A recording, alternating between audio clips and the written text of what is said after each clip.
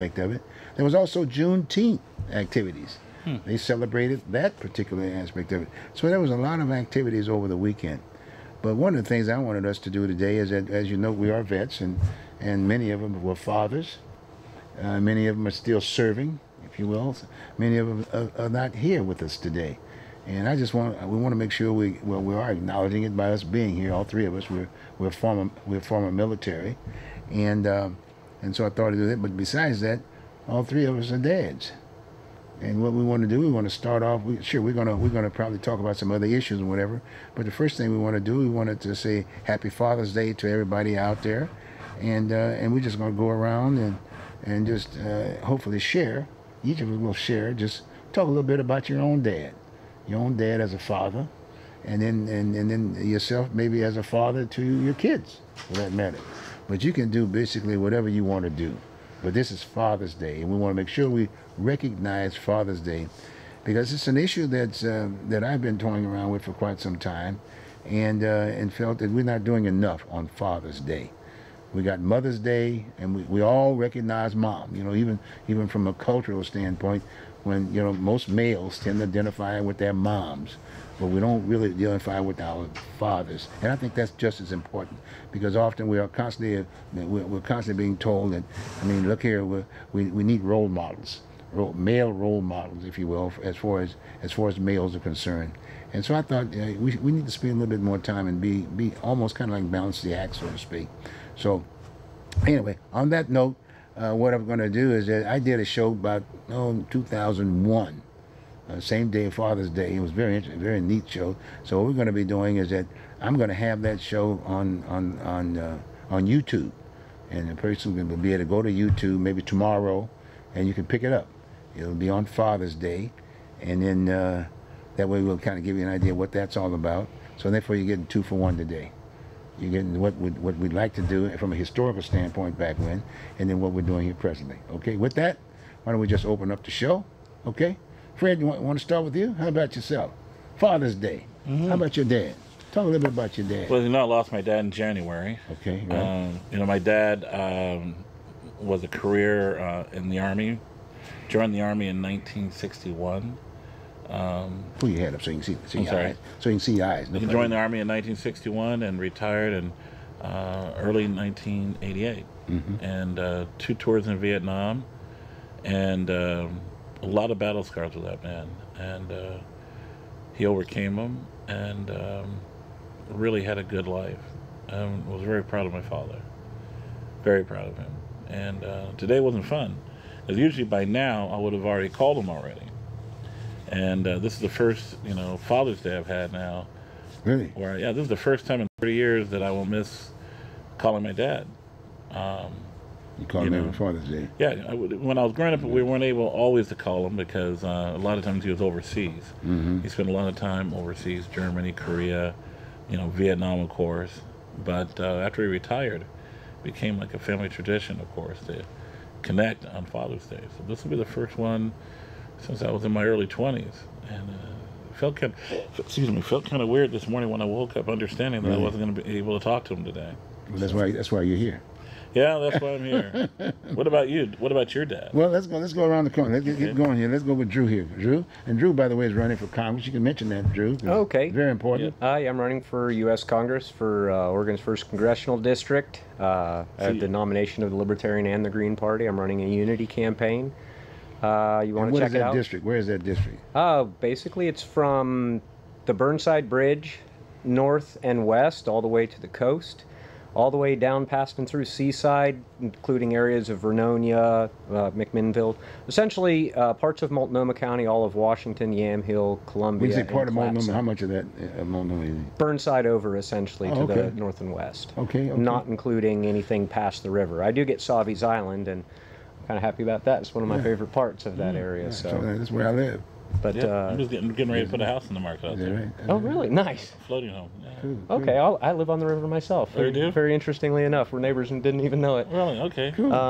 But out there on Larson Road. okay. Oh, I know exactly where that is. I'm right past the way station on 30, living over there at an old place called Pirates Cove Marina, Siegler Cove Marina. It changes name every couple of years or so because that's the way the river operates. But originally we were talking about Father's Day, Yeah. and I was really kind of excited to talk about certain aspects of my dad.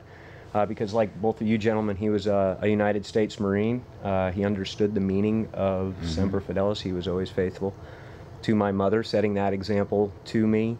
That said, I also understood greatly that a lot of the most powerful attributes of the choice of fatherhood is a choice to be a good father. I was adopted. Every bit of thing that he gave me, I know came from choice. It was not a matter of obligation or otherwise, and that inspired me to, you know, when I had the opportunity to marry a single mother with two, you know, beautiful young kids, to try and make that a personal choice in my life, because you always do better and stuff when it's a choice, when you're not feeling hampered or bogged into it. And I lost my father as well in 2005 to renal cell carcinoma. My dad was in Vietnam as well, radioman. And that's what happens when you're exposed to Agent Orange and have two Motorola Mark I radio packs shot off your back in combat. There are effects. There are prices we pay for this service that we give. He would gladly do it again, and that was part of his character. And that really, if anything else, inspired me as to the importance of the protecting and provisionary nature of fatherhood rather than its place in any sort of patriarchal hierarchy. We take care of ours, we take the brunt. If anybody's going to take it on the chin, it's going to be me. And that's what my dad taught me, and I think it's, you know, it's made some of the best parts of me come out, really. Well, you know, my dad, you know, I'm from Louisiana. Louisiana, Maurice, Louisiana, right next to Lafayette, if you will. Right down the street from Bayou Vista. Awesome. And so I was born and grew up there, so to speak, but then my dad moved to the oil fields up in Texas. And he went to work for, actually, Texas Sinclair Oil Refinery. And so anyway, hell of a guy, you know what I'm saying? Never was in the service, per se. But he was quite a guy. He was quite a leader aspect of it. A lot of respect. Had a mom and dad I grew up with, you know what I mean? So that made a lot, and he worked hard and whatever. And I was sort of the first person out of my particular family that went to the military. I had a brother, and then after he went to school, whatever, but he went to college, and vice versa, same thing. But I went to ROTC way. That's why I went to that military way aspect of it. And married, and had two boys. And one of my boys was in the Army. He's not with me today, and unfortunately PTSD took his life, and that was pretty hard at that time. But the fact of the matter is that yes, I spent time in the Marine Corps, and then after I came here to Portland, Oregon as a Marine recruiter. That's how I came to Portland, Oregon, Pacific Northwest, and then I went on and I got out of the Marine Corps and joined the Army National Guard. And of all things, I was a warrant officer there, and I was the armament officer for the company out of Camp Withicum, and that's where I did my peace aspect of it. So, and then naturally I've got family now. We had the three boys in my family. Well, men now, you know, and they're all fathers. They're all fathers. Mike, Stefan, and Eric, and all of these guys are solid guys, and one of which was former Navy. He's out in California, and he's got he's got grandkids. So we got about 15 grandkids, and we got a great grandkid now from one of the local kids. This is Eric's son. Nice. And it's kind of neat. So it's kind of an interesting situation here now. Got me, but it's been very enjoyable life. You know what I mean? You got family. That's very important. I try to stress to them about how important it is to identify as a family member and father. Very, very important. Very, very important. Especially today, there is a lacking, if you will, of motivating, articulating the importance of a role model as it relates to a male. Very, very, very important. So that's one of the reasons why I tend to want to make sure that I do something on Father's Day and see whether or not we can bring that back to the table. And that's one of the reasons, as you noted in the introduction, we're going to hopefully be showing an old Father's Day activity, as I said before, on YouTube, dating back to 2001. Very historical piece with two identifiable fathers, and Robert Larry, who was a business person. He had the liquor store on Martin Luther King Jr. Boulevard, and at one point in time was president of the NAACP. Really was into his kids. Really was into his kids. In fact, he had a kid there in that show, if you look at it. And then Derry Jackson, everybody, if you know Derry Jackson, at the time he was a member of the school board. He was a member of the school board, and he brought one of his kids over. So that was the setting, if you will, as we talked about Father's Day and the importance of Father's Day. And then, like I said, we talked a little bit more about the rationale for seeing if we can do something comparable to Father's Day, and that, like a march or something, some recognition for that weekend. Because a lot of times, like Mother's Day, you know, we recognize Mom on the weekend, and then like on a Sunday, we take her out to dinner or lunch or breakfast or something. It's kind of like a whole little gathering, so to speak. You give the commercial people an opportunity on Saturdays to go out and buy the flowers and things of that nature, but it's so important to recognize both on an equal basis. And because too often, you know, when the moment you say, well, especially the male today, is automatically it's Mom. A lot of times don't identify with pops or dads as much as they should be. But on one hand, we're constantly saying, well, where are the role models? And yet it's still there. So hopefully we can hook that up.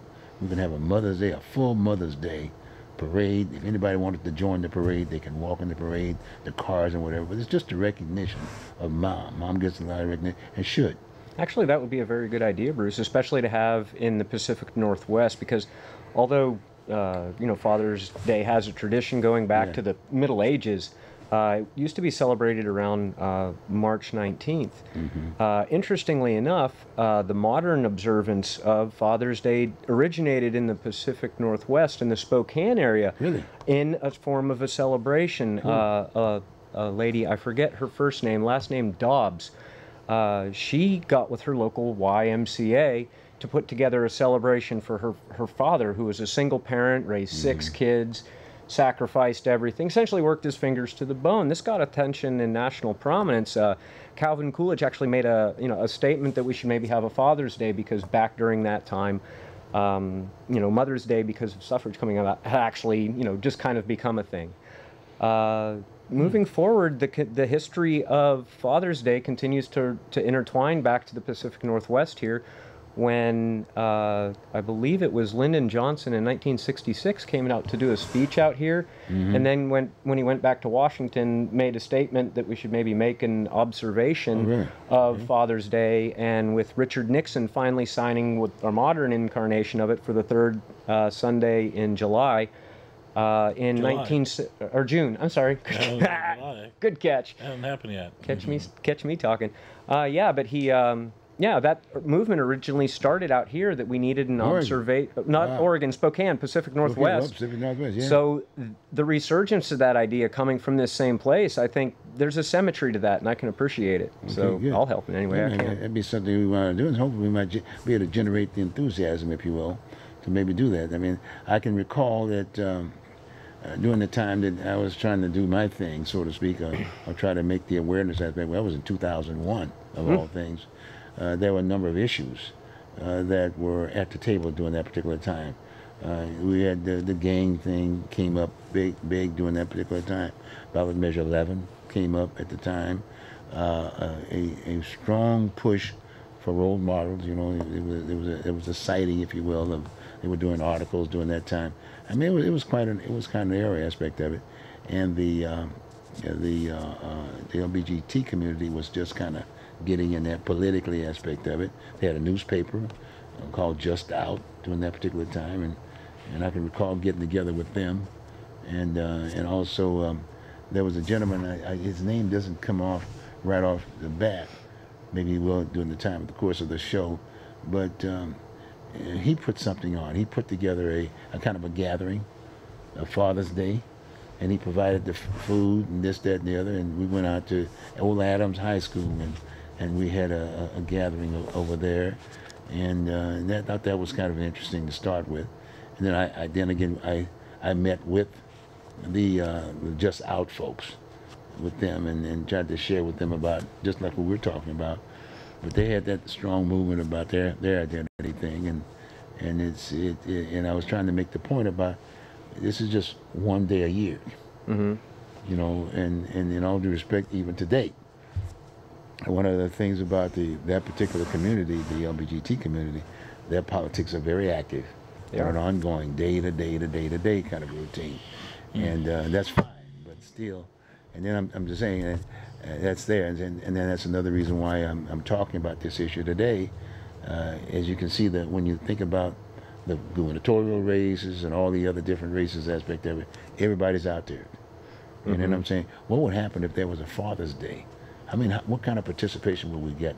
I mean, all the elected officials, the governor, the mayor, I mean, anybody and everybody were at this, the parade, if you will, which was yesterday, recognizing that day. And even right now today, you can go to media, whether it be visual media or print media, you'll see a lot about the festivities around that day. That's why I was thinking about the weekend kind of a deal. That's Like a celebration. Right. And then one of the incidents that happened, and I'm going to throw this on the table, one of the incidents that I noticed, because I was checking it out just to kind of get a sense again, going back to the table again, I noticed that it's Saturday, this past Saturday, that there was kind of a ceremony, ribbon cutting, if you will, back in Northeast Portland, where the mayor was cutting ribbon at a house, basically identifying a new drug business, if you will, and he cut the ribbon, and then announcing the fact that this was in Northeast Portland, and an African American business person was doing it. Well, I knew for a fact that in St. John, I know some folks that are there who happen to be African American, but this one was a kind of an interesting one because the way they did it. And then Earl Blumenauer was also on the tube, and making the point about this is going to be a great time now for African Americans to get into the business of selling drugs, also selling marijuana. I realize it's a legal kind of a situation right now, but the mindset, when even to this day, when you say drugs or marijuana or this, that, and the other, the first thing that comes to mind is black. And it just hits you that way automatic. Maybe as time goes. I picture Big Pharma. But anyway. Me too. I don't. Yeah, but my Black, point is that. But then again, I'm black. So. Yeah. But maybe white people do that. Yeah. Right. Hey, right. I just said. Right. Yeah. See, but my point is that. Hey, I just said I picture Big Pharma. But the whole key was that here are two representative individuals. Yep. One the mayor of this city, and one the congressman for this area, talking about apprenticeship. I put it that way now. Apprenticeship in drugs. And then I'm saying, what about apprenticeship overall? We're still struggling trying to get blacks in the trades.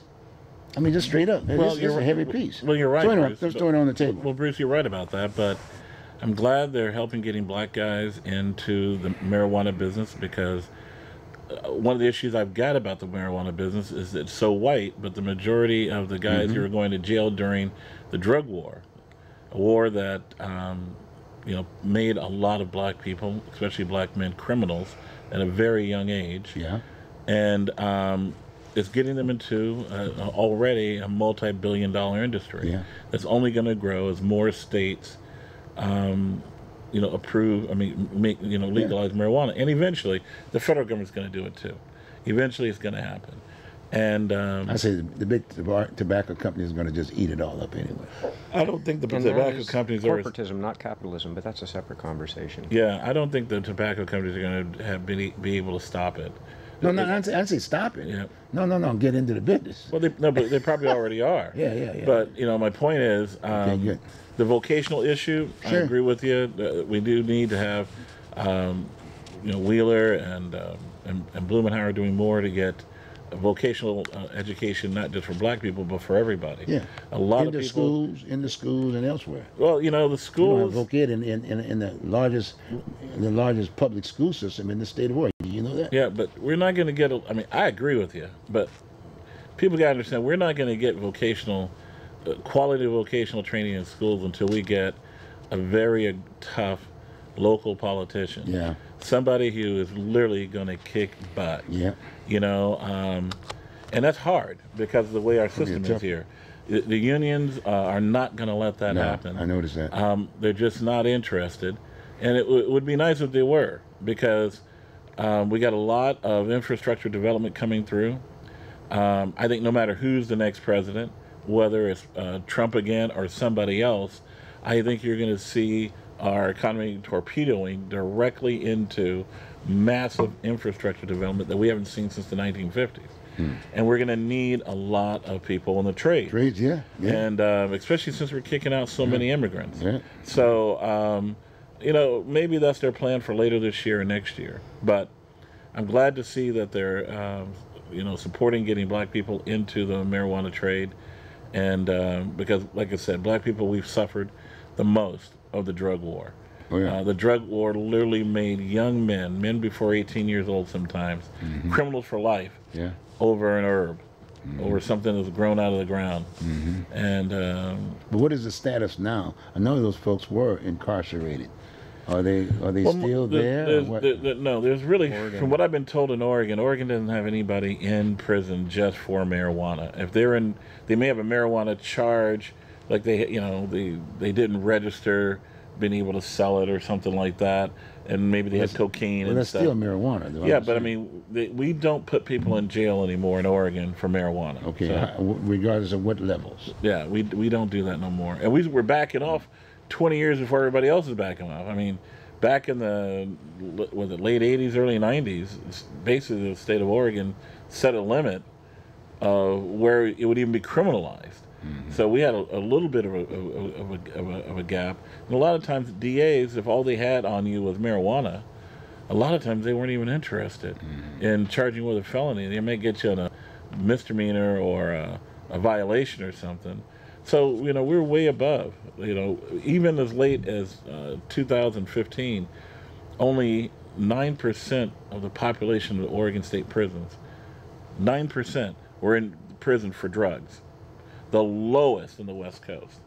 The Boy, absolute lowest. That's surprising. Yeah.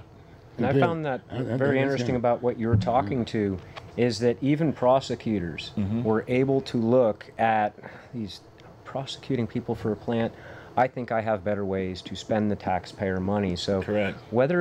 And that's where conversations like this sometimes become conflicting to the regard of, because although attending a ribbon cutting ceremony at a minority establishment by two white politicians who've probably never trimmed a bud in their days. Oh, no, or Bud never, has. no. Oh, he has? Oh, Okay. Earl. I mean, But- Earl. He actually understand. worked Oh, as he a got bartender? tell. He's got his I own don't A know. third of the time when I see him on TV, I think he's high. Oh, yeah, he's got his own strain. So- Earl Blumenauer okay. is high a that was lot. in the paper. He had it. So we understand that, at the same regard, it's like we understand that people like him are kind of leading the charge in this area for he was. a lot of these was. reforms. See, and Earl's a prime example. Oh, But it's Yeah. one of black those things guy- of when does it become... Well, a black guy could never, during his lifetime, Oh, no, couldn't do this. could never Oh, be no out way. in public No and way. be high like that. That's right. And it could never happen. Oh, yeah. Oh, I yeah. mean, we got several politicians I know are high all the time. One is Dan Saltzman. I'm okay with them being high. You can look at Dan Saltzman and tell that boy is rolling. You go, man. Just keep rolling. Same thing with Earl. I said, we got so many white guys in politics. Sometimes when you see them, you can tell what they've been up to. And see, that's the difference. Now, I take it you're saying that just happened once it became legal, right? No. It's been going on for years. But the point is, what I respect these guys for is quite a few of our white politicians in Oregon have been trying to reverse the effects of the drug war. I mean, they realize what the drug war did, and they're doing their best that they can, from everybody from Kate Brown on down. Yeah, but Fred, I'm appreciating what you're saying, but I'm just talking about what happened to what about the big push in the trades? You had made mention about the fact that the economy and things are going to be improving. Where these folks have to be ready, to get on these jobs. Well, the biggest But issue they're about not the doing trades anything along is those our lines. trade unions, and the same people that screwed you over. Same people that screwed you Well, they over are screwed the me, they same screwed people themselves, who are turning their backs on our young Yeah, people. yeah, I mean, yeah. they're doing a few things, mostly for their people. But the thing is, I would wish we were hearing and seeing a huge effort from the trade union Yeah. to get into the schools. They've got the power and the leverage with politicians. to make it happen. Well, what about these two politicians? Why couldn't they have put more pressure on these unions? Because if they don't have union support from the trade unions, it hurts their chances with their base. This is, after all, politics. Yeah. It's inside baseball up and down, but that's just, it is the way it is. Yeah, what would you do to get trades more into the schools? Because we've got a severe shortage of trades. I'd try to undo some of the things that have come to entrench a kind of a sense of class warfare, to the regard of where money needs to be spent. If you're to look at things, from a pragmatic standpoint, our problem lies in poverty and education, where you have people either prohibited from picking up and creating their own economy. For example, all the African Americans in jail for the drug war right now. They were trying to create their own economy in a scale that there was enough demand that they'd be able to inject themselves. Transversely, in a classical sense, Americans have kind of come to view someone who dresses like me as somehow more honorable than the dude who comes back from work smelling like his work, hands all cut up. Wrong. That is, no, this is a systemic societal problem where we need to remind the people of the nobility in a good hard day's work, and the something that you can create when you take what's in your heart and in your head and transfer it into the world through these hands. And that's a colorblind issue. But once again, as a white dude, no matter if I lived in an orphanage or not, I'm not allowed to, launch that dialectic, other than to say, we can do a lot better. We can. We have to empower people to fix. The best way to fix any macroeconomy is to allow the overlying mat of microeconomies to function and flourish. I mean, this is, to use growing parlance, this is ebb and flow hydroponics 101. But we don't. Awesome. Hey, well said, Drew. What we're going to do, we're going to take a short break. We'll come right back, and you'll respond to that, okay? Okay. Okay, but we'll take a short break, folks. We'll be right back.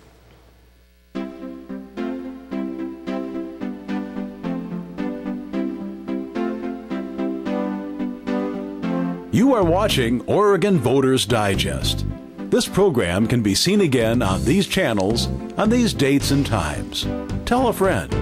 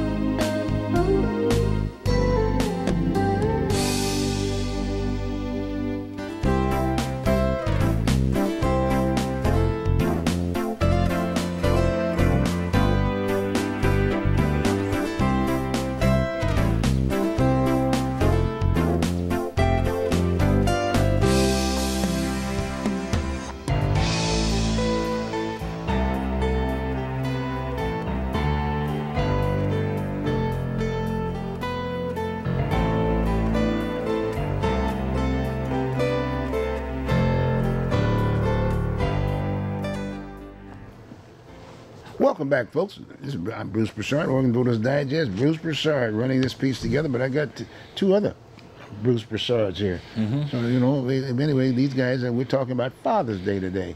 But we're giving a little twist to Father's Day from the standpoint of how do one recognize it and the impact that it will have on that certain segment. Because we're talking about role models, we're talking about jobs, we're talking about economics, we're talking about where we are today, and so at the end of the day, we're getting something back, if you will, as opposed to just the trimmings. Okay.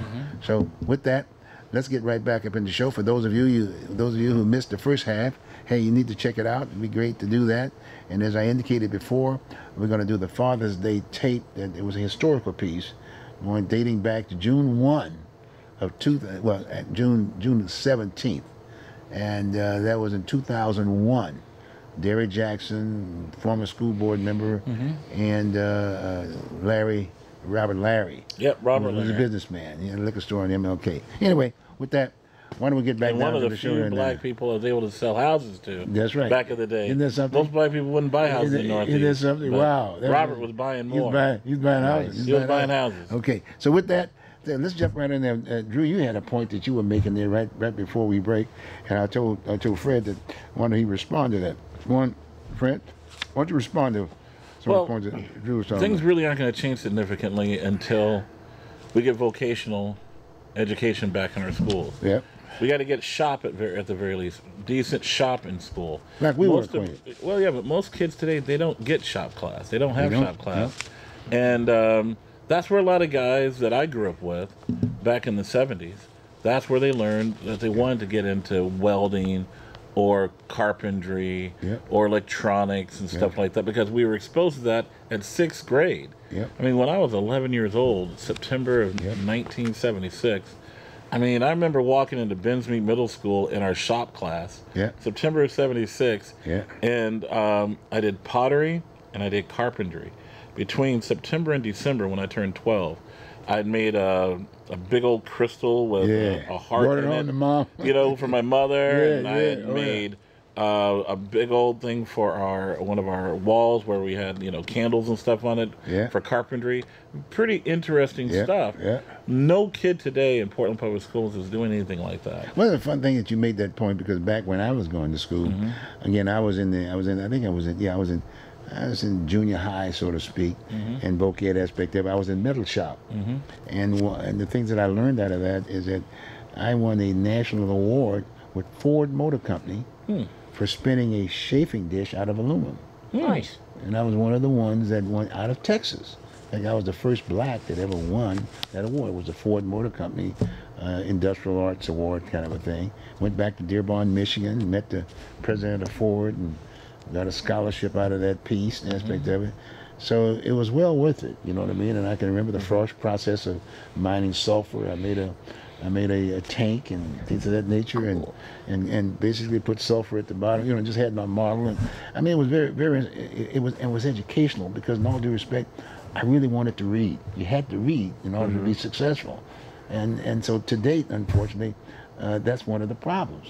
Those kids just don't have the enthusiasm, if you will, in many ways, just to go to college, because they don't have the role models, if you will, that maybe motivate them or get into the Yeah, school but or the whatever. problem is not every kid's meant for college. No, Not but every- I understand that. But now the point I'm getting to, and I think you'll probably remember this, when Vera Katz changed the whole format, and it was more college than it was voc ed. Well, Vera didn't do that. No, listen what I'm saying. I Yeah. got the show. I got the facts. When I said to you that we had a big push to get out of the voc ed piece, and that was the deal, to push the college thing.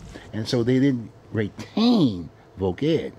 They spent more time. My point is that, and then just slowly but surely, they just started eliminating the voc ed class. And we did several shows on it. Okay, well, And I it was a mean, big. It was a big. You It know was a a lot big of political. It was a big political. they started pulling out of, and maybe she did it. I'm sorry, when she was in the House, not as mayor, but they started No, pulling that's what out I'm of. saying. You're right. She was in the House, but then when she they came started here, pulling shop class and voc ed Oh, yeah. in the 80s. But that was all part of that especially in mix. the black community. Yeah. And you know that was a mistake that nobody seems to have the juice to fix. Yeah. And I'm surprised right now with contractors nationwide, you know, going all out trying to find, you know, workers to build their buildings and everything, that we haven't seen the local unions really come in hard, pushing legislators to make voc ed an even more inclusive part of the education experience. well, from the standpoint of Or for that matter, we haven't seen. Like I used the analogy or the story last week. I had a friend of mine who I took vocational automotive courses with. He, you know, before he was 17, he was ASE certified brakes, engines, transmissions. He has his own shop now. Where are these guys? Yeah, they're probably running we had the companies same right thing. now saying, The same problem. hey, The same thing. I And need when I was in workers high as school, good as I was. When I was in high school, my freshman year in high school, the class of 1980 from Washington Monroe High School or Washington High School, the guys built a car. a Yeah. complete Oh yeah. car. Yeah. I was You part of know, that. and then I did some of that back in where I was coming from. We a did. lot of those guys, you know, by the that's time they right. graduated high school, Yeah, they had jobs, they could automatic. go out and get a job. Yeah, you with know, no working on cars. with no problem whatsoever. In fact, coming in Pacific Northwest, remember I put together this newspaper called the American Contractor, focusing in construction because the federal government was very heavy into highway. And Perrin Mitchell from back east, who was a congressman, and basically African American was his constituency. A majority of them were African Americans. So that's how we really got into the trade, all the affirmative action thing. It started changing. And then as time went along, there was still this getting the minorities involved in the trades.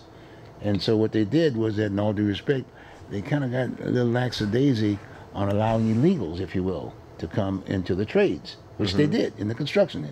And a lot of blacks were almost just eliminated, and they were just violating the law, and it was sort of an acceptance.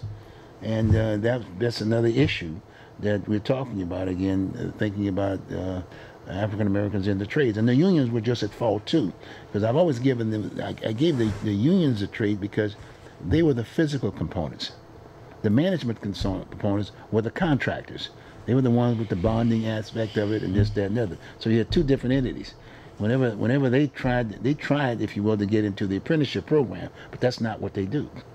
And vice versa, the unions tried to a certain degree, but that's not what they do. But they agreed, though, from the standpoint to look the other way in regards to the illegals taking the jobs, if you will. Well, it's very vital that unions, the trade unions, Oh, yeah. push our legislators Yes. and our school boards Yes. to include more vocational training, more trades training.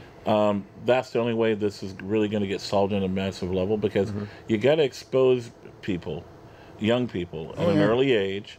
You understand when they can be managed and taught the right way, you know, how to become an apprentice, I mean, or whatever. You know what I mean? At the very beginning, I didn't pick up a passion for, you know, using my hands or nothing like that. But there are guys I went to school with Yeah, they could have. in sixth grade that did. Yeah. And to this day, whether they you know, made it a career to be in the trades, or they just use the trades on fixing up their own home. You know, I mean, back in the day, that's why you had shop class. You know, so that you knew how to take care of yourself. Exactly, and could read and comprehend. We had comprehensions in those days. Correct. Get my point? Well, I think another interesting aspect here is the modeling being used for how we try to do things, you know, from the standpoint of the public administration or the government. We think JFK and the moon speech. 5 years, we're going to the moon. You figure out how we're going to do it. It's goal-based planning as opposed to reactionary-based planning. It's like, oh, we got all these things we have to worry about. No. If anything, you set a goal and you work towards it. Yeah, but you see, that's not the leadership profile today. Oh, indeed not. Your average politician, whether they be congressman, city commissioner, whatever, they're poll-based, so they're reacting, you know, all the time. You know, and that's one of the reasons why a lot of politicians don't know how to handle Trump, because he's not reacting to anything. You react to him. And the thing is, he's unusual today. But you know, you go back to when we were born. That was normal. That was a normal. You know, kind of a deal. that was normal. So no, I mean, you're right. It's not that I disagree with you, but you can't get what you're talking about unless you get there, and you're going to be it. You can't get there right now with that type of leadership. That Well, think about it now. Let's jump into another area. Now we're going to have quite a gubernatorial race. We got Kate Brown and we got Bueller. Okay, what do you think? Well, I'm still supporting Kate. I still think Kate's done a great job, surprisingly good job. Do you think she can get into this whole issue of the union about jobs? We'll see. I think if anybody could in Oregon, if she wins, I think she could. I think she should. I hope there's somebody around her telling her, Kate, we got to get more trades, because right now, I mean, what most of the country is preparing for, other than Oregon, of course, because we're pretty liberal, is whoever becomes president in 2021. It doesn't matter whether it's Trump again or somebody else. We're going to start, if we haven't started already, jumping into this massive infrastructure redevelopment of this country. We are, especially with this trade war stuff going on. We're gonna have to start investing more in our country. Obviously, he's going to do it. I think that's on the table. It's just a matter of when he introduces it. Well, yeah, I think this has been a long time coming. Bush worked on it. Barack Obama worked on it. But This you is make the not point. an easy thing, especially when you're dealing with so many agendas and so many, so many people. But I think we're getting closer and closer to it. Well, I think if the Democrats would identify a presidential candidate, I mean, it's still CNN. You know, what's It's telling CNN you and Trump. is they haven't found anybody that polls Not well yet. against Trump yet. No, by no means. Right. So Yeah. it's just CNN and Trump. I mean, CNN and Fox. I mean, we got to remember, It's just CNN. both Bernie and Hillary are they're gone, throwing they're gone. feelers out Yeah, there. they're gone, they're gone. Well, no, they may run again if they can't find anybody else that can do better. I think as time goes, the book's going to be thrown out there on the table. Trump's going to do it, and he's going to have them to react to it. And guess what's going to happen? Folks going to be putting under the bus. They're going to be out, so then we got Bernie. So what's going to happen to Bernie? Bernie's awful old. I mean, Bernie is pretty close to the age Ronald Reagan was when he left office. You know, right now. So as you know, I ran for office, right? Yeah. And one of the candidates that was running, she happened to be a Hispanic, Maria. She was endorsed by Bernie. I just knew she was going to get all kinds of votes. And guess what? She didn't get anything. If anything, she barely made number 2 with me. I mean, we basically end up about the same deal. But I thought sure she was going to get the that sympathetic vote with reference to the DACA situation and things of that nature. She put a package together, and she did not get the vote at all. I'm just throwing that out to you. I So think anyway. whoever ends up running in 2020 against Trump, they're going to be an outside-the-box candidate every bit as much as Trump Who? was. I don't know. I can't don't know. identify that person. It has to be And, someone from New York, right? no, doesn't have to West be Coast, anybody. possibly. Who? If they could find someone non-threatening. I'm not sure. Hey, maybe Alec Baldwin. You never know. Oh, my. There you go. You know, you never Who's know. that? Oh, he's an Watch actor. me. I'm just. I don't know. I'm just. Big acting family. Okay. Yeah. Nobody Okay, so important. let's talk about what about the I mean, other? you know who? If he was alive, you know who Who I there? really feel would be running for president right Who's now. that? Who's that? If he was alive. Some friends and I were talking about this the other day. Frank Zappa. If Frank Zappa was alive and look Trump at was you. president, Oh my God! Frank Zappa would be going off the hook. Oh, yeah, he had to- We would have Frank Zappa running for president. But he'd have I to put a kid few you more. not. But he'd have to bring in the I would millennial. probably vote for Frank. Yeah. Yeah, but by I may vote for him anyway. Yeah, but Heck by yeah, right, write him in. but you still got to bring the millennials in there. They didn't know anything about no Frank Zappa. Yeah, the millennials are Oh, actually getting grown there's up. Did you know YouTube. that we're on to Generation Z now? Oh, Yeah. man. I just want to see how you guys No, react. no, they got you guys YouTube. They got YouTube. And yeah. every time they watch Frank Zappa, it's always going to be cool. You know? I like that. I like that. Well, now He's so corny, he'll let's always be think. Let's cool. think about another local historical race, and I'm talking about city councils. We're going to have an African American woman sitting on city council this time around. Yep, no matter what. No And matter elected. what. And not appointed, which is That's right. historical in That's its own historical. right. I mean, I'm talking about Loretta Smith, who's been around for quite some time. Spent 8 years at Multnomah County, and that's going to be interesting. And you got about Joanne time. Bowman, who at one point in time, as a result of some of the politics we did here at Oregon Voters Digest when we got District 18, which never would have happened, she enjoyed, I think it was about 2 terms in the legislature. Joanne Bowman. I think one. Was it one? Yeah, I think one. She joined one. Well, she spent one. She should have stayed there. She opted to just she walked away. Did she And not? she ran for was the deal? county. Yeah, I think she ran for county? county. But gee Well, you whiz. know, I mean, she mean, was just- single back then. She wasn't making very much money, and being a state legislator for somebody like her, Yeah. very, you know, it's not like Joanne's ever had a decent job in her life. I mean, she's a hard worker. She's a lifelong activist. yeah. So I'm not throwing her under the bus for not having a decent job. yeah. She's just chosen Yeah. to be a lifelong activist, Yeah. and activists don't make a whole lot. That's going to be a tough one, though. And I mean, this is going to be quite a race. Yeah, Trust me. I mean, if Joanne wins, think about it, she's going to make about $130 grand a year. This is the best she's ever done financially in her life, and she's still involved in leadership. It's going to be interesting. I haven't decided who I'm going to endorse, but this is. She's making a point now that she's former military. I mean, she never would even identify with being a military, because she was in that activist side of the deal. But now she makes it a point to say, I'm former military. She was in the Navy. I don't know what MOS for. Really? Yeah, she was in the She's a Navy. squid? Yeah, she was a squid. No wonder she's so off. Next time, Squids! Yeah, next Oh time my God. I want to You get her. said the guys that ride around in our equipment. Well, Fred. Are you sure she's a squid? That's what I should have smelled that years ago. She made that statement. And man. it blew my mind because I've had her on here. In fact, when she first announced, I had her, but I didn't know that. See, but then all of a sudden now she said, "Hey, look," she makes the announcement. I'm a former military, Navy. I said, "Wow." So, But she's a squid. she's a squid. So it's not like she's fought anybody. I don't know about the MOS. But other squids. I don't know MOS. You know what I mean? That's it. Oh, that's interesting. That's interesting. Yeah. So she's going to be. Hopefully, we're going to have them on. We're going to get both on. In fact, Fred, you're going to be interviewing them. Either Yeah, you and yeah. I'm going to. And if they don't show up, we'll just have that photo and we'll talk. No, they'll show up.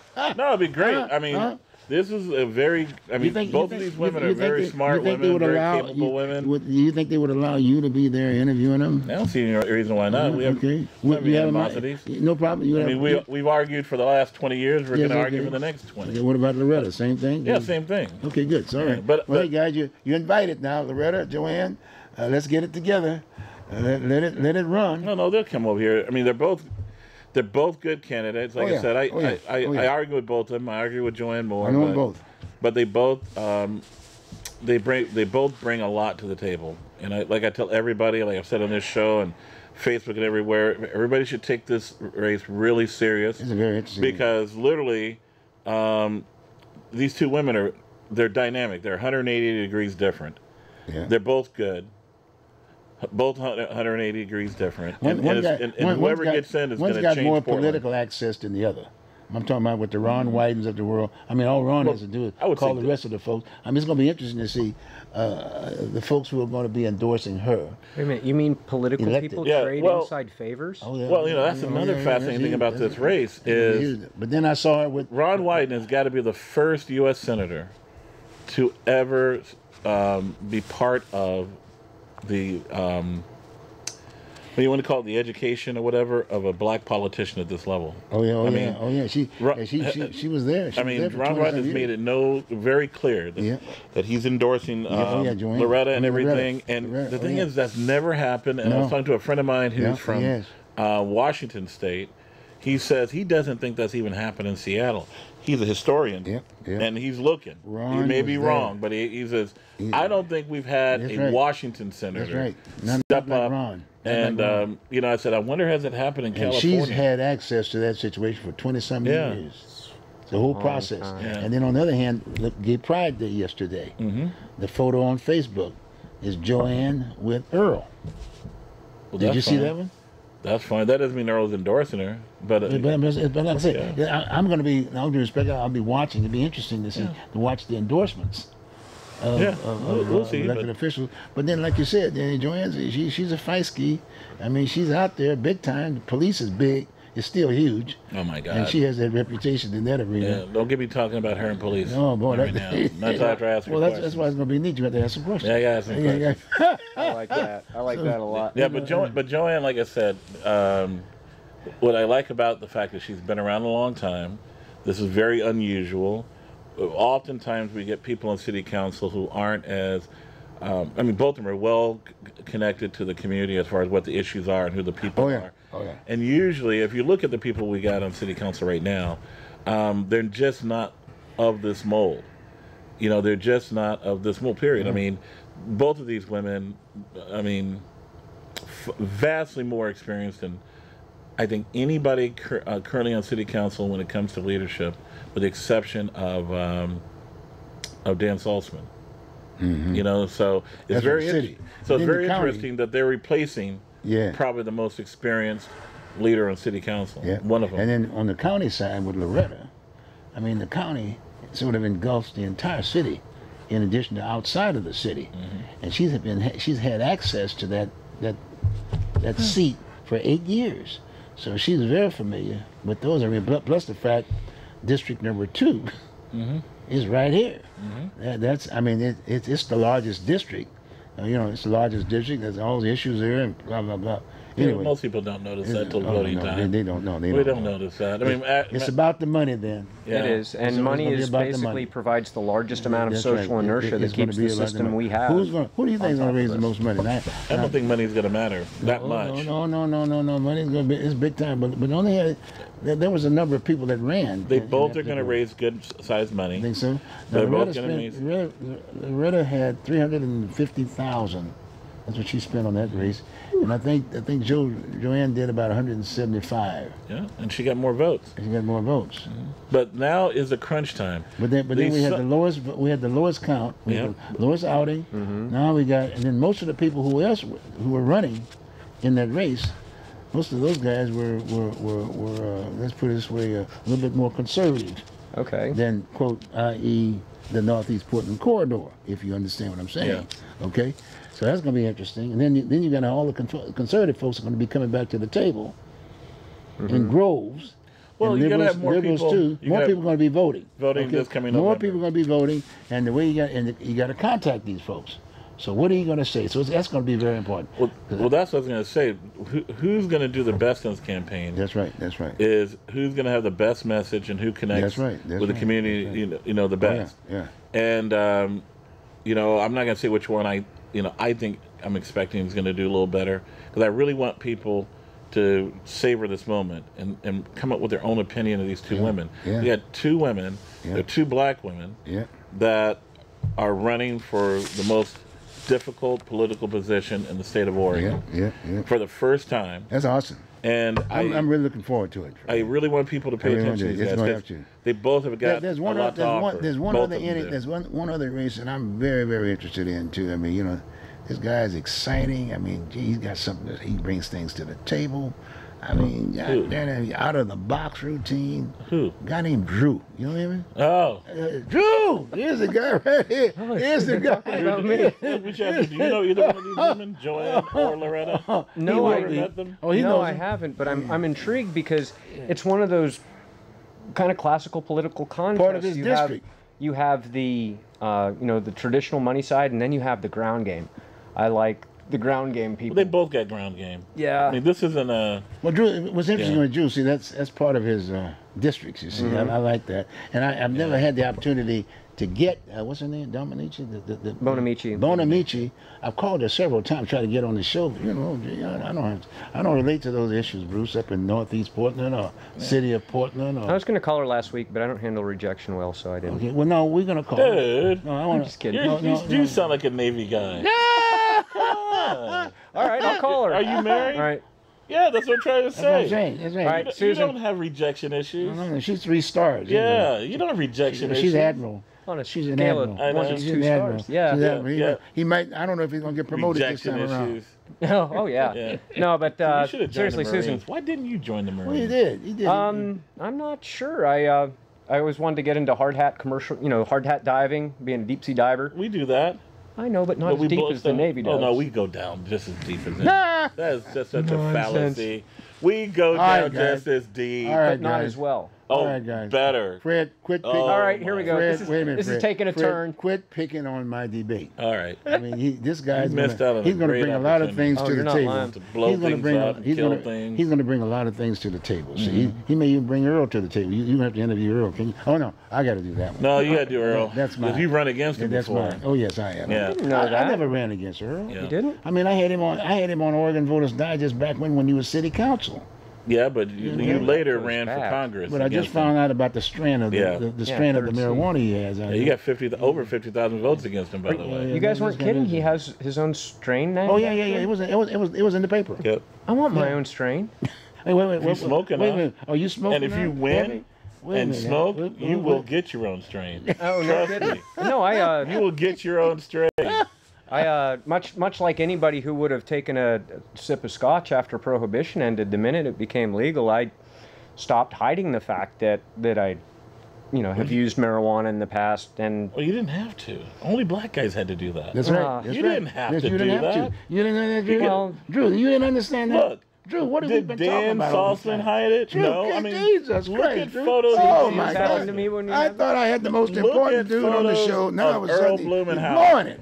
What's going on, You can dude? tell. That's Hell, right. even go back to Eric Stitt. Yes. I'm amazed at how white guys get to play off being high yes. No, in that's public. Right. That's right. That's right. That's Well, right. I'm not high now. No, That's right. no, That's right. you can do it. White I guys would can be do that. entirely sitting differently. My posture would be all slouched. There'd be Cheetos. No, you have to Like, learn. man. You're professional. If you become a That's right. politician, That's you right. got to learn how to that's sit right. up straight. You got to. No, that's right. That's right. Yeah. That's right. You gotta learn how how to to put a sit straight tie and on, high. right? Yeah. You got the suit, right? I Double mean, Windsor. I'm good. You know what Gotta be Darren married, Saltzman right? does? You got to be What's married. that? She's gonna He make sure leans she forward. keeps you straight.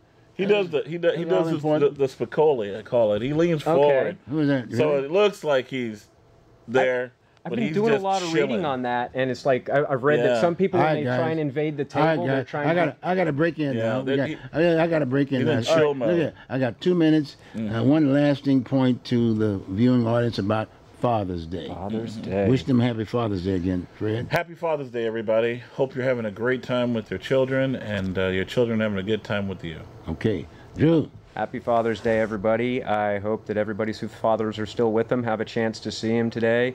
And I hope my son realizes he needs to call me.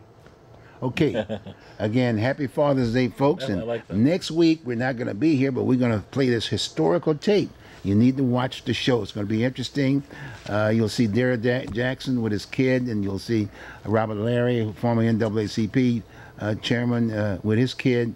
And we were really talking some good stuff. And it was a beautiful piece. I think you'll really, really, really enjoy it. Okay, so with that, that's our Father's Day presentation. Like I said, we still have a couple more minutes here left to do this and the other. But like I said, we're going to have some upcoming debates. We definitely want to get in this historical debate with Joanne Bowman and Loretta Smith, and that's going to be a good piece because people need to know who they are. You know, it'd be a great interview. I'm gonna interview them both individually first, and then we'll debate them. You know it'd be a great interview? Real quick, Dan Salzman. Dan Salzman. Good exit interview. No, Dan said he paid his dues. Oh, yeah. Dan's paid his dues. Yeah, okay. I mean, gee, how many years have I been paying my dues and I'm still on the show? Luckily, you've been paying your dues quite a bit. It's time for you to run anyway. Uh-oh. What? Huh? No, I'm just agreeing with you. You agreeing with me? Yeah, I'm agreeing with you. So next time around, is that what you're saying? We'll see. What? We'll see. No, what? We will Fred, see. you know, we've been saying that to me. How many years? How many years? 20 years. Over Okay, 20 all right. years. 25 years. We got to You hit seem it like this a really time. knowledgeable guy. You'd be a great service. Okay, I and said Drew, that. good luck No, to I you. got some Okay, people. guys. I got some people All right, to deal guys. with. I'm right. That's it. Well, okay, guys. Thanks for being with us. Okay. Hey, thanks we for having appreciate us, you Bruce. guys. Have a good one, folks. See you Happy next Father's week. Day, everybody. Oh, well, not next week. We got the next. Happy Father's Day, everybody.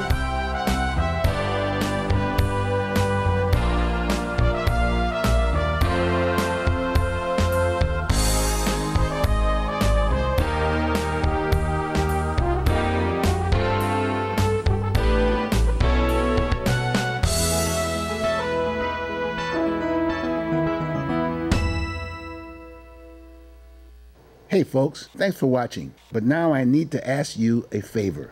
Is there a topic you want to hear more about? Get on that social media and send me a message. On YouTube, write a comment below the video. Give me a thumbs up if you like it, or a thumbs down if you didn't. And click subscribe. You can also post a message on our Facebook page at facebook.com//Oregon Voter Digest. I love you folks, and I'll see you next week. Take care.